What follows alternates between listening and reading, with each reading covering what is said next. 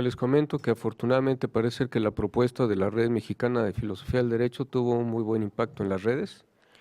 Tuvimos una muy buena respuesta y la convalidación de lo que decíamos de la situación de la filosofía del derecho en México.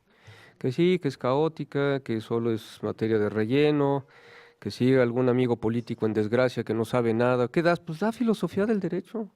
Puedes dar introducción al derecho y dan lo que se les ocurre, así que en ciertas materias no pasan de las mismas cápsulas de siempre. ¿Y tú qué sabes de Hobbes? No, yo sé todo de Hobbes, que el hombre es el lobo del hombre. Ah, no, sí sabe Hobbes, sí. Y así estamos cápsula tras cápsula, con una curiosa erudición de la época de la Ilustración de la que no alcanzamos a salir. Entonces, ojalá ustedes, si conocen a alguien que esté interesado también y que se quiera tomar la filosofía del derecho en serio, porque ese es otro problema. La gente cree que filosofar es tener ocurrencias, y filosofar requiere tener un marco filosófico de referencia, manejar los teóricos, la literatura, etcétera, y no es necesario que los conozcan, simplemente que los quieran conocer con seriedad. La idea de la red va a ser promover precisamente que los conozcan con seriedad. Muy bien, bueno, pues podemos empezar. Una vez más le doy la bienvenida al profesor Thomas Francis McInerney. Me da mucho gusto tenerlo aquí entre nosotros. Es abogado internacional con 17 años de experiencia en Derecho Corporativo Internacional. Fue consejero general y secretario de la Organización Internacional para el Derecho del Desarrollo. Actualmente es director del Treaty Effectiveness Initiative, que fomenta avances en el desempeño, eficiencia y legitimación de las instituciones de tratados internacionales concernientes al control de armas, al ambiente, el trabajo, los derechos humanos y el crimen transnacional. Como ustedes verán, tendría mucho que hacer en México. Asimismo, se ocupa de la asistencia a empresas en el campo de riesgos de incumplimiento en asuntos regulatorios y delitos económicos. Asiste a clientes de todo el mundo sobre problemas de cumplimiento con las leyes de Estados Unidos de Norteamérica e internacionales. Ayuda a clientes estadounidenses con problemas de cumplimiento nacional en sus operaciones en el extranjero. Ha trabajado extensivamente en la lucha contra la corrupción y ha supervisado el desarrollo de los principios corporativos para combatir la corrupción. También asiste a organizaciones internacionales en asuntos legales complejos relacionados con la gobernanza, acuerdos con países anfitriones, cumplimiento con leyes nacionales e internacionales y asuntos contractuales. El profesor McInerney enseña como profesor asociado en la Facultad de Derecho de la Universidad Loyola de Chicago y en la Facultad de Derecho de la Universidad Nacional de Australia como parte del LLM en Derecho, Gobernanza y Desarrollo. Como verán ustedes, tenemos una verdadera personalidad en el ambiente académico, con quien ya después me gustaría platicar sobre el tema de corrupción. Le damos un aplauso de bienvenida, sabes que esta es tu casa, seguro no será la primera y única vez, sino que te tendremos muchas más. Muchas gracias. Los dejo con el profesor McInerney. A pesar de que no es usual, como ustedes saben, que en las conferencias magistrales se puedan hacer preguntas, él amablemente permitirá al final un espacio para que ustedes puedan hacerle las preguntas o los comentarios que consideren pertinentes. Muchas gracias. Tomás, una vez más. Gracias tanto profesor Cáceres Nieto para la oportunidad de presentar esta mañana. Me habría gustado presentar en español, pero no soy muy capaz. Espero que puedan ustedes perdonarme si hablo en inglés. Si tienen ustedes preguntas, pueden hablar en español después de la presentación. Vale, gracias. Entonces, the title of my talk is Justice, Complexity, and Effective Governance in the 21st Century. So I think I took the liberty as a speaker yesterday to change slightly the title of my original talk. Constitutional democracy is under strain around the world, creating fears among citizens in many countries. While there are many causes of this situation, a key source of dismay is the sense that matters that we took to be settled now appear to be unsettled. Having codified and institutionalized norms upholding fundamental human rights and liberties over decades, we assumed that many issues had been resolved definitively.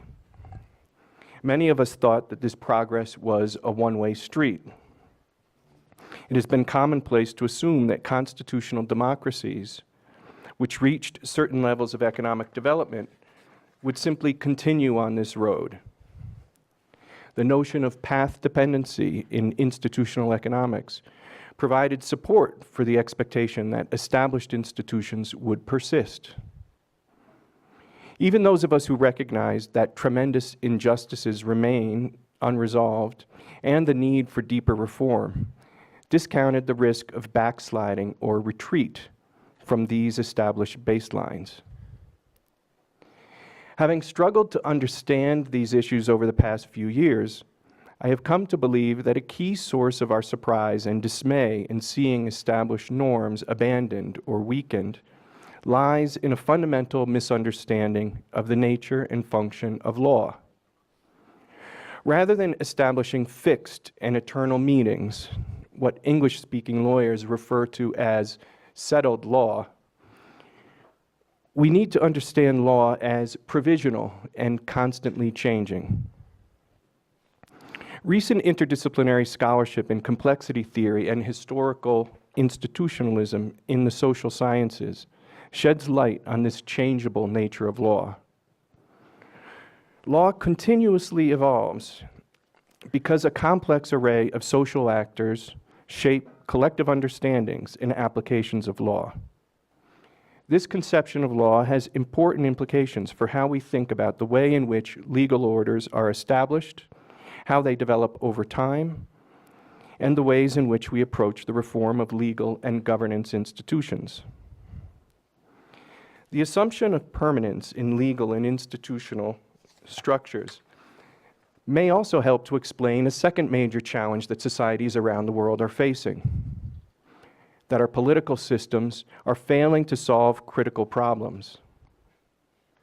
In light of the immense existential challenges that humanity confronts today, a conception of law as rigid and timeless would have us fettered to existing institutions and laws, even as they fail to generate positive results. To develop this argument, I'd like to begin by examining some fundamental assumptions in political theory, particularly the contractarian tradition, which have heavily influenced the ways in which we think about legal systems. In the second part of my talk, I will examine a recent complexity-based critique by Devens et al., which calls into question the possibility of legal and institutional design. I will then review scholarship from the historical institutionalist school in political science, which analyzes the processes by which law and institutions change and evolve over time. In the third part of my talk, I'll consider whether, in light of these critiques and research, alternatives to contractarian political theory, notably the work of Amartya Sen, might offer superior grounds for thinking about political justice. In the final portion of my remarks, I will consider the implications of these views and offer some scenarios for how legal and institutional development and reform might be accomplished through more flexible, participatory, and evidence-based approaches. In conclusion, I will suggest that despite the promise of these novel approaches, it is important to recognize that no institutional structures can ensure complete fidelity to the legal norms that we establish, and that an important role remains for renewal of citizens' shared understandings and commitments to fundamental values and social solidarity. So let's start with Rawls and his ideal theory of justice. As many have observed, John Rawls's A Theory of Justice marked a major turning point in the history of political thought. While the contribution of the work has certainly been significant, my interest is less in the specifics of Rawls's theory than in what it represents. In this regard, I wish to focus on the notion of an ideal theory of justice that he develops in his work. By constructing his theory, Rawls famously devises a thought experiment, the veil of ignorance, which he uses to explain how free and equal citizens could choose principles of political justice on which to base a society. In the original position, under the hypothetical veil of ignorance, persons would lack any conception of their personal attributes or positions in society. Lacking such knowledge, these persons would choose principles of justice that would avoid the possibility of favoring certain classes, personal attributes, or inherited endowments. Not knowing whether one had red hair or not, for instance, persons would not opt for rules which denied red-headed persons equal rights. Like myself. The principles of justice that derive from the veil of ignorance are intended to ground a social contract. The chief content of this model are just institutions through an agreement on the principles that are to regulate the basic structure of society from the present to the future. As Rawls defines it, the principles developed through this procedure would constitute an ideal theory of justice. A key implication of this understanding is that, having identified ideal principles of justice, societies must take steps to implement them. Rawls recognizes that the ability to realize such ideal principles in real-world conditions may be difficult. To allow for this possibility, he develops the notion of non-ideal theory. Non-ideal theory bridges the gap between current political arrangements and conditions and the ultimate achievement of the ideal principles of justice that he develops. Rawls does not elaborate on his understanding of non-ideal theory extensively in A Theory of Justice, which has led to some confusion among readers as to the precise meaning and purpose. But while non-ideal theory recognizes that immediately realizing ideal principles of justice is impossible, a key assumption of both theories is that societies can and should work towards their realization. They provide bases for enacting institutions and laws capable of realizing principles of justice. Now, what about the prospects for actually implementing preconceived designs in law? In a remarkable article written in 2016, Karen Devins, Roger Koppel, the noted complexity theorist Stuart Kaufman, and Teppo Perlin called into question a basic assumption among lawyers and political theorists. That is, that institutions can be designed to achieve intended aims. According to the authors, legal theorists operate under the assumption that laws will produce predictable consequences and that future contingencies can be anticipated. Drawing on complexity theory and some earlier work of the authors, they contend that once realized, or once created, institutions undergo extensive changes through the creative work of a multitude of social actors who modify the institutions in ways that depart from the intent of their designers. These creative processes determine the functions of the institutions in society.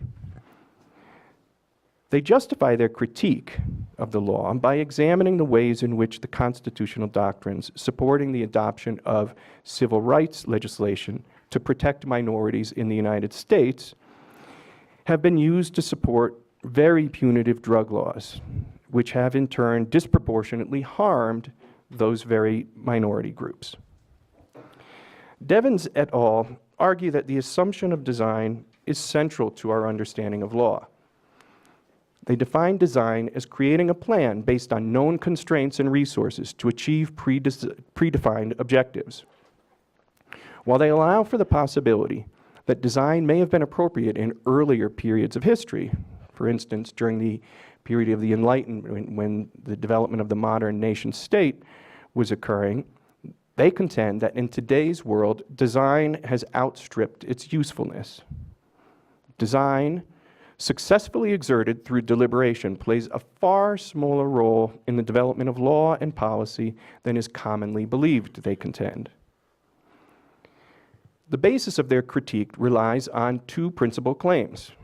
First, the legal system is a complex system of interlinking parts that interact in myriad ways. I think this audience knows this very well. Drawing on Friedrich Hayek's critique of centralized planning, they contend that cognitive limitations make it impossible for actors to design institutions capable of responding to the innumerable contingencies that may arise in society. This observation finds support in Herbert Simon's notion of bounded rationality, widely applied in new institutional and transaction cost economics, to explain why contractual incompleteness is a permanent feature of economic and political life. The second basis of their argument stems from an understanding of the ways in which social actors respond to institutions once designed. We can, as they say, draw up detailed plans, but their execution cannot be controlled as they take on new life within interlocking adaptive networks that respond to them.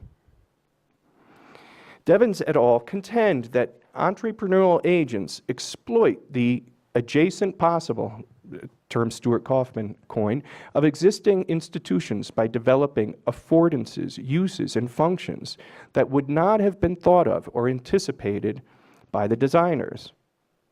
They argue that laws are the beginning rather than the end point, the enablers of an elaborate, complex evolutionary process between legal institutions and society.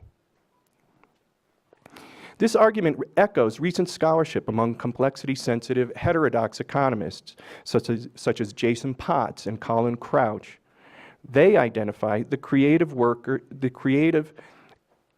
of individuals and firms, what they refer to as institutional entrepreneurs, who continually shape and reshape the economy as accounting for its fundamentally dynamic nature. A key implication of this view is that static equilibrium economic models fail to capture the changing evolutionary nature of the economy. The assumption of the possibility of design rests on the view that legal systems are closed, when in reality they are open systems, open to the input of society. Rather than deterministic rules that mechanically generated predefined behavior, legal institutions develop through evolutionary changes that cannot be understood or predicted, they argue. This nonlinear dynamic means that consequences which are unintended and even fundamentally contrary to the designer's intents are inherently part of the process. Now, what do we know from a more empirical grounding? I'm going to look at the historical institutionalist understanding of institutional change. Understanding institutional change has been a central focus of the historical institutionalist school. In contrast to rational choice and sociological institutionalist scholarship, which treat institutions as relatively stable, historical institutionalists focus much on the institutional change process. As writers such as Graham Room have noted, this research also provides empirical grounding for complexity-based understandings of institutions.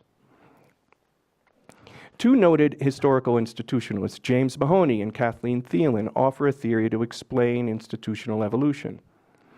They note that a central conceptual challenge in thinking about institutional change is the fact that the idea of persistence is virtually built into the very definition of institutions. This makes sense, because if there was nothing constant about institutions, then we wouldn't have anything to talk about, really. Yet the reality is, these scholars find, that institutional change is ongoing. Mahoney and Thielen argue that the basic properties of institutions contain within them the possibility of change. Their view provides a more detailed understanding of the actual causal mechanisms within the kind of creative adaptations that Devens et al. Describe. There are four primary reasons for Thalen and Mahoney's view. First, they contend that rules may constrain action, but are not unequivocal. Actors can exploit the openness in rules to transform how power and authority are exchanged. They contend that it is in the soft spots between rule interpretation and enforcement, often involving official discretion, that institutional change can occur. Hence, they argue that ambiguity is a permanent feature of institutions, even when they are formalized. A second argument is that cognitive limits prevent actors from choosing different rules that avoid conflict between the rules. Rules designed to achieve one institutional aim will often conflict with other aims, hence creating opportunities for change. Mahoney and Thalen argue that institutional compliance is inherently complicated because rules can never be precise enough to cover all the complexities and all possible real-world scenarios. Third, they argue that institutions are often embedded in assumptions that are implicit. Hence, unwritten norms often affect the ways in which institutions operate and cause changes. They refer to Emile Durkheim's view of the non-contractual basis of contracts to support this claim. Finally, the application of rules, notably in the enforcement and interpretation process, provides opportunities to undermine the original designs. The views of Thalen and Mahoney find support in other historical institutionalist scholarship. As with Devens et al., they find that design is only the beginning of the process and that laws' meanings change continuously in their application and enforcement, due in part to the rule's inherent ambiguity. Together, these authors make the Rawlsian notion of an ideal theory of justice appear beside the point. How then should we approach the task of institutional development and reform? Let's look at Amartya Sen and his idea of justice as an alternative.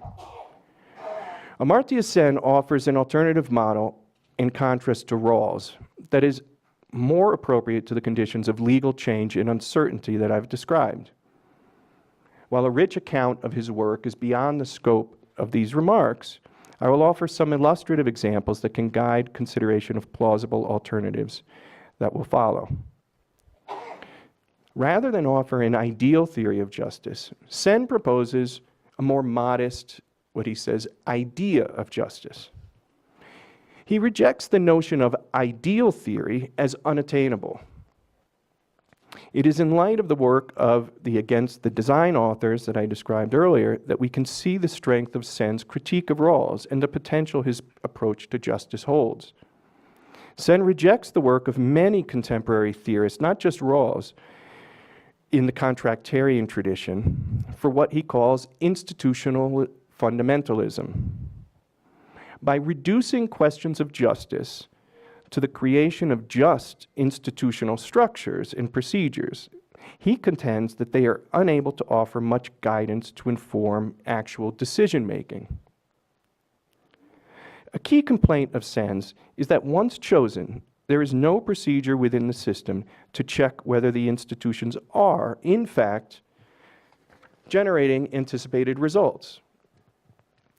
Sen seeks to focus on alternative theories of justice and social choice, which take extensive note of social states that actually emerge to assess how things are going and whether the arrangements can be seen as just and how they can be improved.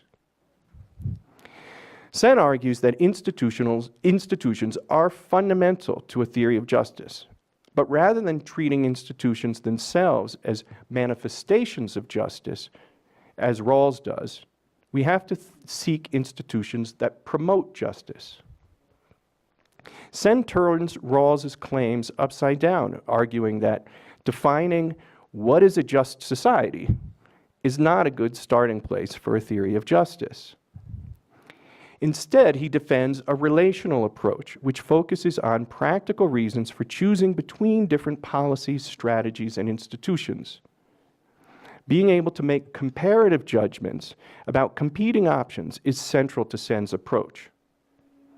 Social choice theory figures prominently in this model. He argues for the importance of not only defining appropriate institutions for realizing justice, but for also evaluating how they actually affect social realizations. So, how then should we think about the process of legal and institutional reform, and what kinds of institutions are appropriate for the 21st century? I will propose 3 scenarios for how lawmaking and reform can be approached in light of the foregoing. I call these scenarios, first, because I do not purport to offer a fully developed theory, and second, because I accept the possibility that no such theory is possible, leaving us with the task of identifying different tools to pragmatically address governance problems in different ways. The first scenario builds on the suggestions of Devins et al. And examines the possibility of taking a more flexible approach to thinking about institutional design. In this regard, I will consider the work of other scholars on experimentalism and explore possibilities for direct citizen engagement which new technologies are making feasible. Next, I'll consider the work in the field of regulatory theory, and consider particularly theories of responsive regulation and its variants. I will then consider developments at the international level, which provide some evidence for the ways in which self-organization can occur within the scope of general legal frameworks. In conclusion, I will consider the applicability of some of the ideals of civic republicanism, which provide inspiration for renewing our commitments to self-governance in ways that support positive social change and collective problem solving. As I hope will become clear, these different scenarios have commonalities that may allow them to work together. First, let's look at the proposals that Devins et al. Provide following their dramatic critique about design. They propose a model of evolutionary legal systems, which is based on an idea of institutional performance. The basis of such systems rests on metrics to measure the attributes and outcome of institutions. Their approach is to deal with the creative, complex nature of the legal system by supporting its evolution. Rather than seeking to design optimal legal institutions, they argue for an approach to, quote, growing institutions through flexible evolutionary learning. Drawing inspiration from the emerging approach to personalized medicine, in which the specific attributes of patients are understood through large data clouds associated with each person and subsequently used to design treatments that respond to multi-causal factors affecting their conditions. They argue for an approach that supports empirical evaluation of the efficacy of a variety of legal regimes by analyzing their outcomes in real time. One need not be a technological utopian to imagine how the advent of new data gathering technologies, coupled with data analytics and machine learning applications, will dramatically improve these practices. A second aspect of their approach is to decentralize decision-making, recognizing the cognitive limitations on judges as neutral, objective interpreters of the law. Consider, for instance, Ronald Dworkin's example of the hypothetical ideal judge of Hercules. They contend that what is needed are more bottom-up strategies to evolve and proliferate institutions and the methods of policy making. The dispersed decision-making they envision would increase the flow of knowledge through distributed actors and its percolation throughout the legal system. In this context, legal entrepreneurs would not be eliminated, but could play roles in supporting more effective policymaking by crowdsourcing distributed knowledge to facilitate adaptation in light of new knowledge. The model of democratic experimentalism proposed by Charles Sable and Michael Dorff 20 years ago has strong affinities with this view. They propose a pragmatic model of governance that combines direct deliberation of citizens in decentralized decision-making forums with enhanced systems of learning by monitoring. By gathering data on the results of government programs, adjustments can be made to improve their effectiveness. The process of reviewing results and experimenting with new solutions promotes a process of learning by monitoring. These forward-looking ideas for experimental and direct deliberative politics find further support in emerging trends that new technologies are making possible. Specifically, the development of blockchain technologies, enabling highly accurate and secure identification techniques, coupled with enhanced communication devices, is enabling new forms of direct democracy. Rather than resigning ourselves to only engaging in formal political processes every 2 to 6 years, when elections happen, it is becoming feasible for citizens to communicate their policy preferences easily and directly. These approaches also make representative democracy no longer the only game in town, a claim long used to discount the possibility of direct democracy. It is becoming increasingly untenable to hold that the views of hundreds of millions of citizens must be filtered through a few hundred representatives sitting in Parliament for years at a time. Now, what does the field of regulatory theory tell us about possibilities for these kinds of more adaptive systems of governance? The types of institutional flexibility, learning by monitoring, and engaging of diverse stakeholders that some of the earlier authors imagine has clear affinities with the work on responsive regulation developed by Ian Ayres and John Braithwaite.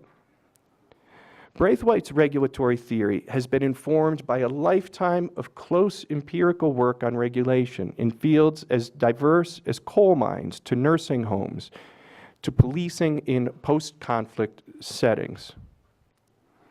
The basic idea of responsive regulation suggests that governance should be responsive to the regulatory environment and to the conduct of the regulated in deciding whether a more or less interventionist response is needed.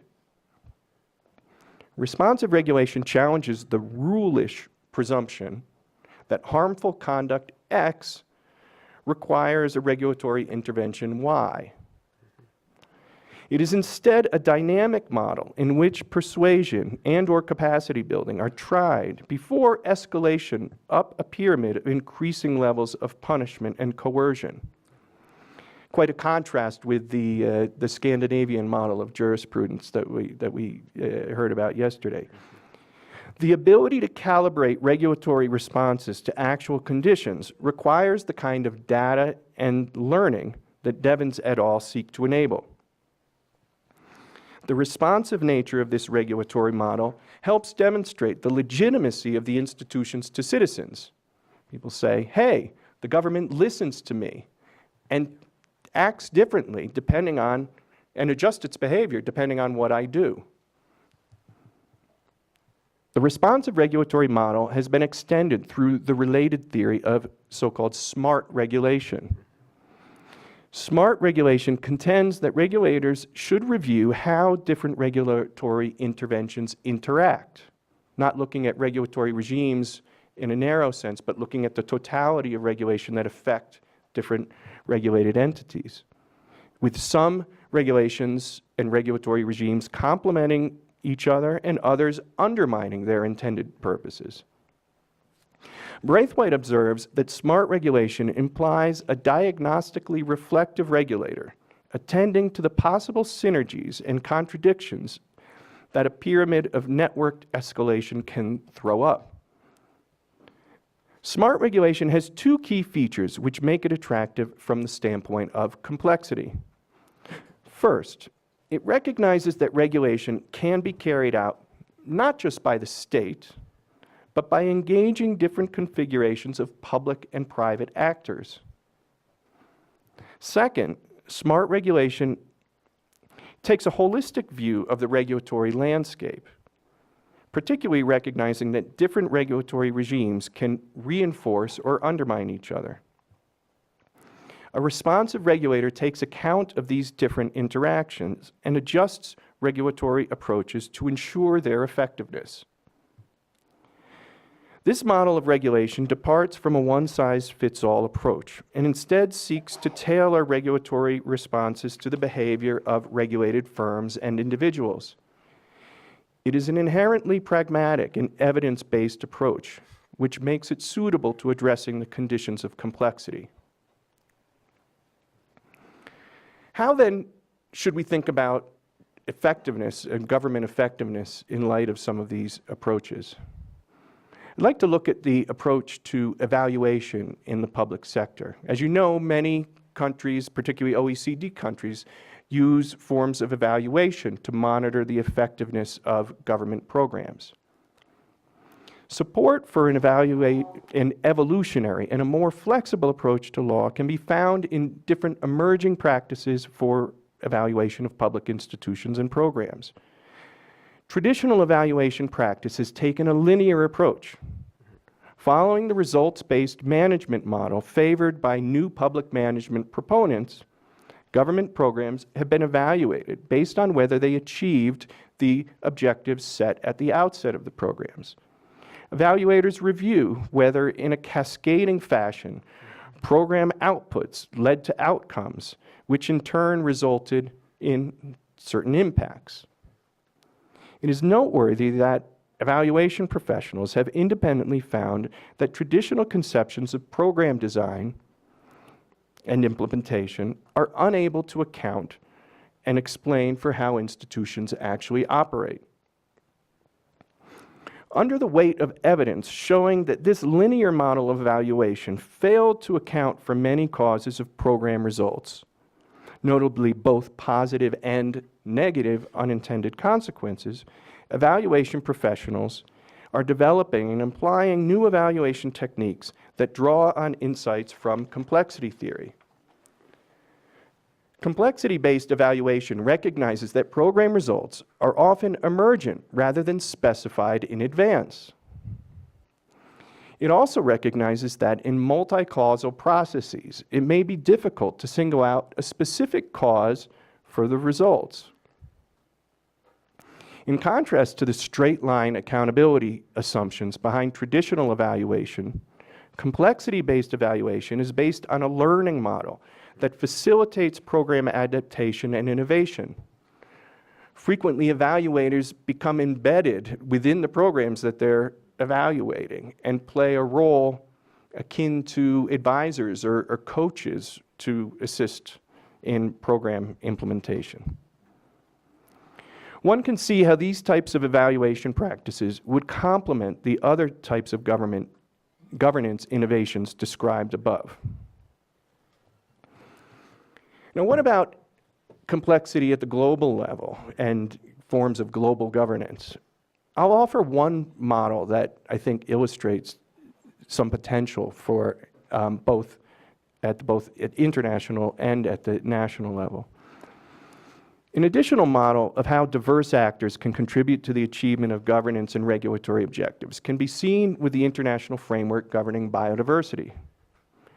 The Convention on Biological Diversity, or CBD, provides the basis for this framework.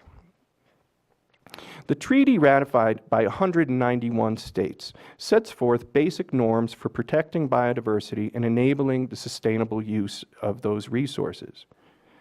To support implementation of the CBD, the parties agreed to a strategic plan in 2010, covering the period from 2011 to 2020. The Strategic Plan for Biodiversity, as it is called, contains 19 targets, the so-called IIJ targets, to gauge progress. Parties to the CBD report on their activities to implement the convention, while a much broader community of actors conducts an array of supportive activities. To support the monitoring of the Aichi targets, a complex group of international organizations and other biodiversity treaty bodies have created a broad ecosystem to help in this process. Among these is the Biodiversity Indicators Partnership. The partnership has involved the effort to elaborate indicators to monitor biodiversity, the Aichi targets, while seeking to identify interconnections between them.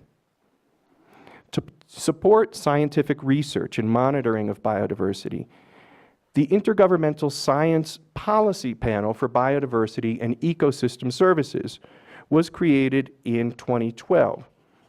It includes the main international organizations and multilateral environmental agreements for biodiversity. An array of international organizations also monitor biodiversity through the Earth observation satellites and remote sensing devices. These organizations have banded together to create the Group on Earth Observations Biodiversity Observation Network, or GEOBON, a collaboration between governments, international organizations, and academic research institutions to support and coordinate their monitoring efforts. The data that they generate is supplemented by research carried out by citizen scientists, for example, amateur bird watchers, NGOs, academics, national conservation professionals, and indigenous communities. To gather and manage the massive amount of biodiversity data that is being generated by these diverse actors, and also digitizing vast amounts of biodiversity data contained in existing libraries and research facilities, a separate organization, the Global Biodiversity Informatics Facility, was launched in 2012 with support from the OECD, other IGOs, and governments. The Biodiversity Informatics Facility seeks to create an open source infrastructure for storage and dissemination of biodiversity information. Together, these efforts reflect both top-down and bottom-up processes. While states have agreed on the CBD and the targets under the Strategic Plan for Biodiversity, an array of actors coordinate to monitor achievement of the targets and developing the scientific knowledge base to inform decision-making. Formal classifications of institutions as public sector or private sector have given way to hybrid organizational models that support collaboration among diverse configurations of public and private actors. Participation is generally open and encompasses many different actors. While the CBD represents a locus of these activities, there is no centralized authority directing the efforts. It thus reflects a high degree of self-organization among the participants. As Sen and others have argued, we can pat ourselves on the back for adopting laws that we think that are just. But if they do not generate results in terms of improvements in societies, new approaches are needed. We can enact schemes of legal aid to protect the human rights of criminal defendants, for instance. But if people actually don't obtain the aid, or if it is administered unfairly, or is ineffectual in ensuring proper defenses of individuals, we have to ask why. Likewise, we can adopt clean air legislation. But if the air quality remains poor, or if respiratory illnesses do not decline, we need to respond. This is not a call to amend the laws or simply implement them, as sometimes suggested, but instead a call for new approaches to thinking about what law delivers. It's also not a normative question about the adequacy of the rules adopted, but a factual and quantitative question about whether the law is actually working. Engaging citizens, businesses, scientists, civil society, in monitoring, evaluating, and developing improvements is crucial. To conclude, I'd like to suggest that despite the promise of these new approaches to governance that I've outlined, we are still left with the problems with which I began. While we can develop new forms of governance that are more compatible with the evolutionary nature of law and institutions, there are no ex ante rules that can be established to block categorically efforts to backtrack on established norms. Ultimately, governance must not rest on ironclad rules from which deviation becomes impossible, but instead on the support of the governed. It is through actors' adherence to basic norms of justice over time that enables society to realize principles of justice. It is not a once and for all situation. Rather, justice is something that actors must continually reproduce through their interactions and actions. If members deviate too far from shared principles of justice, the institutions will break down. In complexity terms, the reproduction of justice principles manifests the self-organizing nature of institutions. As a lawyer trained in the United States of America, I have to wonder if a certain amount of our bewilderment about the Trump presidency has to do with our own institutional fundamentalism. Nostalgic for the wisdom of its framers, we have become so enamored with our own Constitution that we fail to see the essential role of good faith, social solidarity, and public ethics in maintaining a healthy res publica. We must continually find value in the norms that previous generations have fought for and defend these standards in our daily lives as citizens. The law cannot do all the work. Civic engagement supported by civic education and the role of citizens in the types of participatory governance that I've imagined here is essential. While we can improve our techniques of governance to become more problem-solving and adaptive in nature, there is ultimately no substitute for renewing our own commitments to responsive self-governance and creating the basis for new forms of social solidarity. Thank you.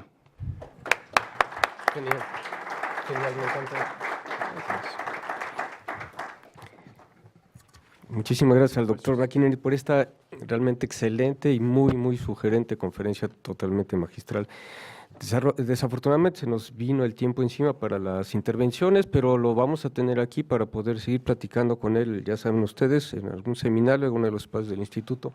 Solamente me gustaría resaltar algo, parafraseando a Einstein, no es cierto que la teoría determine nuestras teorías, sino nuestras teorías las que determinan lo que podemos ver como real. Lo que nos ha, de manera muy sintética, lo que nos ha señalado el profesor McInerney, es que en la teoría del derecho nos hemos concretado, si es filosófica, a tratar de entender el mundo a través de una fotografía, y si es empírica, a través de una línea. Lo que no hemos podido ver es que la dinámica del derecho es compleja, y que muchas de nuestras propuestas de diseños institucionales son solamente las condiciones iniciales de un sistema autoorganizativo que tendrá su propia trayectoria conforme vaya funcionando. Inició con Rawls. Quizá en el ámbito de la filosofía política habría que recordar también el debate entre Rawls y Robert Nozick, donde Nozick filosóficamente dice exactamente lo que ha criticado el profesor McInerney. Del hecho de que tengamos un contrato social inicial no significa que las sociedades no evolucionen y que la desigualdad se dé más adelante por no respetar las condiciones derivadas del velo de la ignorancia. Es sumamente sugerente, habrá muchísimas cosas que platicar más adelante. Lo despedimos con un aplauso y pasaremos a la siguiente mesa.